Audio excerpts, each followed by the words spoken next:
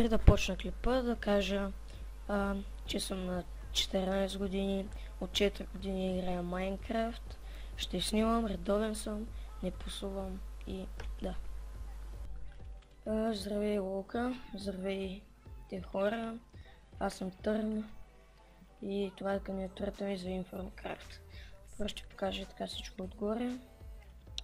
Кандидатурата ми представлява 3 ферми, Enchanting Room и 2 къщи.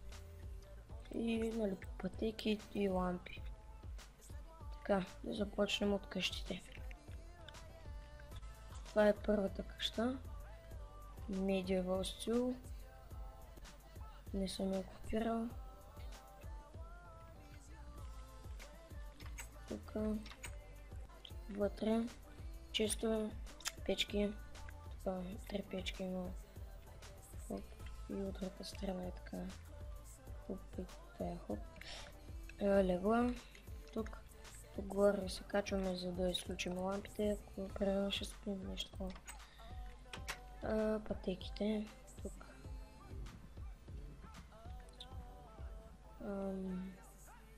Тук е в другата къща. Ето тук. Тук имаме нещо като да излезем, примерно да се изпием кафето сутрин, нещо такова, разбирате. Тук виждате тук как съм го направил. Това е, ако мисля, че стана на едно ниво, да е с този, тук с долното.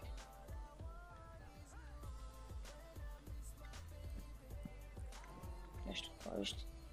Така, както и да е. Това е тази къща.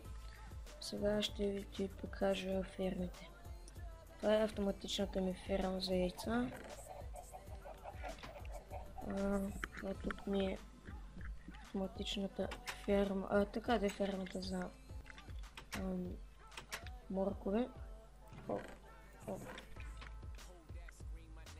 Ето виждате. Тук ми е фермата за кравите. Доста крави има всъщност. Както и да е. Това тук ми е Enchanting Room и гордо това е. Ето виж, пак виж какво всичко как е отгоре. Аз мисля, че е доста добре, поне според мен, ти както искаш. Надявам се да ме приемаш. Конкретно отново е да кажа за Информкрафт. И да. Коментарите, оценявайте, абонирайте се и да ме приемеш.